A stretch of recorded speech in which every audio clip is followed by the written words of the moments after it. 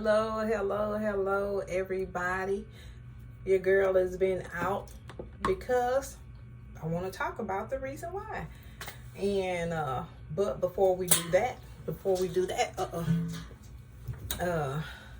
let's start with where we always start. We start with scripture. So let me put my help on, okay? So today our scripture comes from Zechariah 4:10. And we're using the New Living Translation, which says, "Do not despise these small beginnings, for the Lord rejoices to see the work begin, to see the plumb line in Zerubbabel's hand." And then they also give us a reference, so we could read that whole chapter if you wish. That'll be 4:1 through wherever it is, because I did not go to the chapter. I just wanted this particular scripture. And it says, "The seven lamps represents the eyes of the Lord that search all around the world." And I'm going to read that on my own time so that I can understand the whole passage better. But the reason that I'm talking to you guys today is because I have not been posting any videos on YouTube, because I've been in this place of discouragement. And I think I saw something on YouTube that made me realize that, you know what, you could be discouraged if you want to, but unless you're in this race because you've been advised by God to do so, then what you're looking for, again, we keep coming back to the beginning of a place where we start from. And again, I'm in this place of, are you being effective? Is anybody paying attention or whatever? So again, is it for the likes, or is it because that's what God told you to do? And I get it. And I appreciate him reminding me over and over about where I'm at and why I'm doing the things that I do. Because Tabby's tips, my sister's keeper, all those things is all about doing the work that God has set me to do in the first place. And if it's not about that, then it's about the likes, and it's about the channel growing, and it's about the attention that we desire as humans, but not as a laborer in the field of what God has called you to do. So I'm back at it. I just needed a break to get my mind back together. And what brought me to the whole situation was I was watching this guy, and we have all kind of things on YouTube that we can watch. Everything in the book that we can watch. Some of it is I get interested in some of the craziest things, and I don't even know why. Okay, and realize too, I'm in the bathroom shooting, because y'all do know we're in transition. So, but anyway, I was watching this guy just cut people grass. They go and they cut, they bless people by cutting their grass. Some people that are having trouble abandoned buildings just to make the neighborhood look cleaner and better, and to help people who just can't do it no more. Either they're disabled or something like that, but they're still having fines, and they can't find people who will cut their grass at a reasonable price because they can't afford it on their own anymore, because it's gotten out of hand. And a $1,500 yard, to get your yard back together, that's a lot of money for somebody who's on a fixed income.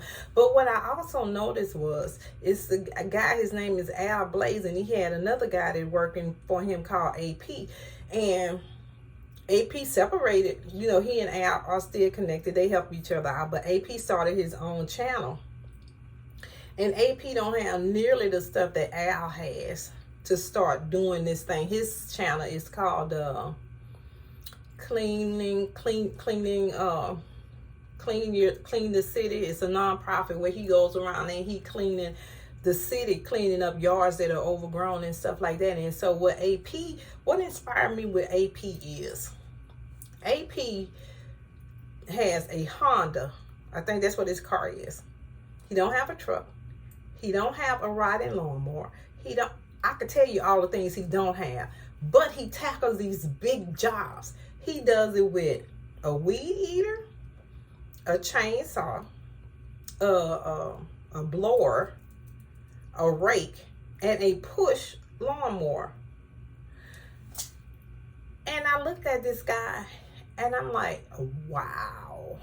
He's doing that. And so the scripture says, do not despise small beginnings. So I was thinking to myself, you're despising where you are right now because you don't think that you are having any kind of effect or result on anybody, when the truth of the matter is, if you touch one, you've had an effect on somebody. Because I don't know who watches my channel. I don't know. People pop in, just like on my Sister's Keeper on Facebook. People pop in there all the time, and it's 517 followers that I have in my group, but not everybody says a word. I don't know if it affects somebody's life that day. I don't know if it make a difference or anything, but I go there every day. I'm committed. I'm obedient to what I know God called me to do. So what makes YouTube different for me? What makes it different? I don't know what I was expecting, but God does all things in his time, and he made those things beautiful. So I have to realize when I'm doing these videos, you know, whoever it's for that day, that's who it's for. And that's that. So I got inspired again because I saw AP and his commitment to these people and his nonprofit, and how he blessed people, and what a difference, you know, he makes. What a difference he makes in somebody's lives. And the same thing could be happening right now where I'm concerned. I could be making a difference in somebody's like this by giving them a word, dropping a tip, or whatever it is that's going on in my life currently that could help the next man. And that's where I'm kind of at right now. And I appreciate every trial that I go through, because God has a way of coming back to let me see that what he said to me, or how my lack of a commitment in this situation has to be looked at differently. So he always gets a message to us. We just have to be open to receive it however it comes through. So that's one thing I wanted to talk to you about. But I also talked to you all about this journey that my husband and I are going on, where our house is concerned. We put our house on the market, and it's been about maybe 2 or 3 weeks. And we thought, oh, the house is fantastic. It's going to sell right now. And well, it's not happening like that, y'all. It's not selling right now. We did a couple of price reductions, so now we're just sitting and waiting. But I had some people come through and they were saying some things that were not so nice about the house. And I'm like, they called it a flipper special or whatever that is. So, you know, and we put a lot into the house. But what I got resentful about that. But I came to the conclusion that you're approaching this the wrong way. My husband and I both talked about this, you know. And so, because we did a lot of stuff to the house. You know, we poured a new drywall. We put a new roof on. We painted it freshly. We just did a lot of stuff to the house on our own. And so some of the things they were saying were just really cutting deep, and I have to laugh about it now because we're being human, okay? But on the other side of that, what I also realized is that I was getting jealous and envious of people who houses were selling, or I see pending on it. I'm upset. Why is mine not pending on? Well, it's not your time. And so now, instead of looking at all those people's houses that are pending and having an attitude of why not me, why, I had to sit back, because one thing I do realize is that what is for me, nobody can take that from me. So when it's my time for it to sell, what God has for me is for me. For as this channel is concerned, and the way this house goes is concerned as well. And now to tell you about my new video background that's going on right now. So like I said, we're in a transition. So we're living in an apartment because we decided that while our house was selling, we did not want to live in it. So of course, you know, you have rent and then you have a mortgage. Well, this is a big expense. But one of the pastors where I go to church at, Pastor Ruth, said to me, now that's a faith move. And I didn't look at it that way. And it threw something up in my spirit that said, wow, you have stepped out on faith. Just like Peter stepped out of the boat and when he asked Jesus if he could walk on water, he did it until he doubted, right? So I know that I heard God say opportunity. I know that. So I cannot sit back and just because it's not happening the way I thought it would happen, that I cast doubt into it, because God is already working in our favor. It's us that have doubt in situations in our head that cause us to question, did I make the right move? Yes, it was the right move. It was a God move. You step out on faith. I always say this, don't throw oil in the water of your faith. Now, oil in water serves a purpose if you're cooking. But if you want to have clear water, that you're boiling for another purpose or whatever your reason, don't throw oil in the water. It messes it up. So I can't throw doubt in my water. I can't throw doubt in what I know I heard God say. I know I heard him say opportunity. So I have to go with that. So I keep praying.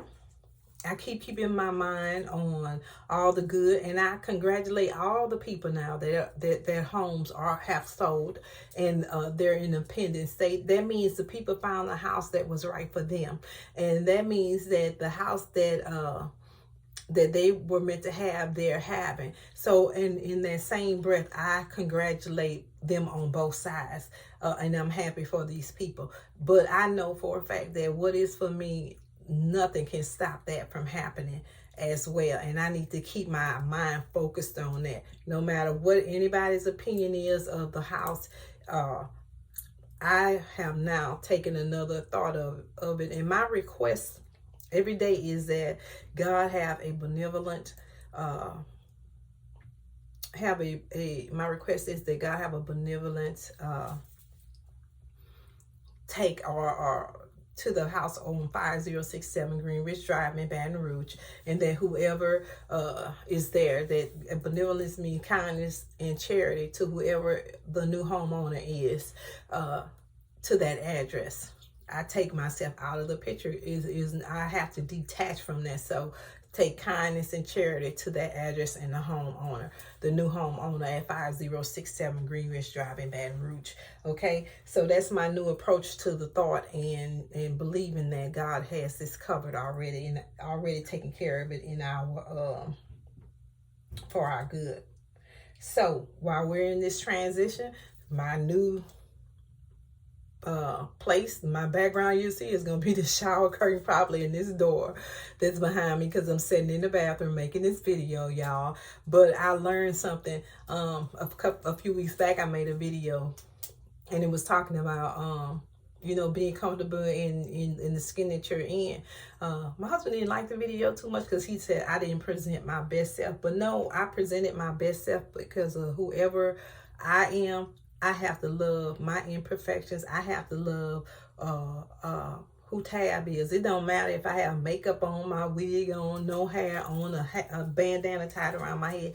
And I was trying to get him to understand that I'm beautiful in whatever state I'm in. And that's where I am. That's who I see myself as. And I can't let what you think have me to start to question my imperfections and think that I'm not good enough. I am very much good enough, qualified to be here to talk with you, qualified because God qualified me. I don't need man to qualify me. God already qualified me. So that's where I stand, and I pray that when I come here and talk to you all, that as we go through the transition, and you guys are gonna see some other things, because when we get to start to renovate this other house, it's 100-year-old. It's basically a farmhouse. I want to say at the time, I think it could have been a part of the Myrtle Grove plantation back in the day. Because all of this area is in the Plaquemine area, and I know where my grandfather and grandmother came from when I was looking through the census to try to find information out about them. Their parents, 2 generations before them, were considered farmers. And I want to say my grandfather's mother or maybe before her, could have been a slave. Okay. So when I see my grandfather's name for his work and stuff is concerned, well, they were considered farmers. We know from that time back that the farmers had actually come from being slaves a generation or two before, because we're not that far removed from slavery. And so when I looked back, I'm like, oh my God, because Ancestry will show you all the census records and stuff like that. And you get to see, where your family was at the time. So we're from Iberville Parish, my mother's parents. And they worked on the Myrtle Grove plantation. That's about all I know for as that information is concerned, because my father's parents worked on a plantation that was in the Bruley area, West Baton Rouge Parish, and I think it said LeBlanc Plantation. I was blown away because, like I said, we don't nowadays they don't really teach history, but we need to find out about history on our own. Don't leave it to somebody else to educate us. Educate ourselves, okay? And so I made a few notes, y'all, so that's why I'm looking down. So where do we go from here? Basically we given ourselves about 6 months for this project. And the project is to have the house sold, to start the renovations on the other house, and to possibly, prayerfully, be either moved in by November or December of 2022. Those are benchmark times for us to be able to move there. When you trust God, you step out and you do things. Like we haven't taken a nail to the house or anything else. But when you believe that God has told you to do something, then you have to act like it's already happening. So we've gotten quotes for leveling of the house. We've gotten quotes for a new roof. We want to move some walls. We have to redo electrical. So it's going to be a whole process. I'm actually going to have an office in the East Baton Rouge area and in Iberville Parish, because I'm moving from one parish to another. Everybody knows that Louisiana has parishes instead of counties. And I want to bring you guys along on the journey. So, you're going to probably see you're going to see, I don't know which tab you're going to see, but I'm in there. I'm ready to work and get my hands dirty so that we could turn this house around, just like we did the house that we live in, that we're selling right now. Because it's like I told you all before, we'll be next to my mother-in-law. And I think it's going to be exciting to even make this house stand out in the community, because that's what we want to do. We really want to give it a facelift. I almost want to say I want it to look like a picture. The house needs to look like a picture for me to know that this is actually, I'm going back to where my family came from, and going back to we might as well say my roots. I never thought I would want to even live back in Iberville Parish, Plaquemine area, but God just opened the door and said opportunity. So I'm going to walk through the door that he opened, and that means I have to trust our new process that we're going through. And I'm kind of excited about the process. And I when my associate pastor said, now that's a faith move, she joggered something in my spirit. It just tugged at something in my spirit, and I'm like, wow. It's when somebody say something to you and it's somebody used to say that's a moment. I think it was Arsenio Hall. But it made me think like, wow, that's something. Pay attention. God is saying something to you. That's a faith move, and it was. And like I said earlier, I want to celebrate the other people who have gotten people to move to found their new owners to their homes, and congratulations on both sides. I pray for you, and I'm so happy that you were able to get this thing done and God moved on your behalf. So congratulations to everybody on both sides of that. And I want to leave y'all with this, because I had a dream And I always like to give y'all a funny story, because at the end of the day, I don't know, the dream could mean something, and I don't know if it means something for now or something for later. But this is the dream. This is the story this is the dream that I had. I wrote it down because I don't know what it means. And maybe one of you guys out there may know what it means. But I dreamed about Aretha Franklin. And for some reason, Aretha was sitting on the side waiting for guests to come. And I walked in and I had a bathrobe on, and I had on, and I was going to the sink to wash dishes. And when I wash dishes, it's like a window in front of me. She walked to the window and she gave me a note. And I couldn't see what the note said because I didn't have on my glasses, but I did see that it had a dye, a flower or something on the note. And she just handed it to me, and she did not say a word. She just handed me the note, and then she went back and sat in her chair. But when she sat in her chair, a whole line of chairs came out like it was on a conveyor belt, and it went all around the tables and slid all around on the other side of the table. So all the chairs were filled up and going around in a circle. Like it was like, okay, all these people are coming. We're waiting on these people to come, and the chairs just started to line up like a conveyor belt. And then I woke up. If anybody knows what that could possibly mean, shout out to me. I'll be wishing I don't know what it could mean, but I know that I had my glasses. My glasses could have played a big factor on it. My pastor and I were talking about it, and she was saying, those, it's something God may want me to see that I don't see yet. But anyway, I'm open. If you have an idea, because I don't know Aretha, but it's okay that I don't know, but who knows what that means. But anyway, y'all be blessed. I love y'all, and y'all have a fantastic day, and let's celebrate each other, y'all. Congratulations, like I said, to all those people who bought homes and people who sold homes. Congratulations to anybody that's doing anything, and do not despise small beginnings, y'all. Just because it's small don't mean that God don't have his hand on it. Okay, thank you. Y'all have a fantastic day.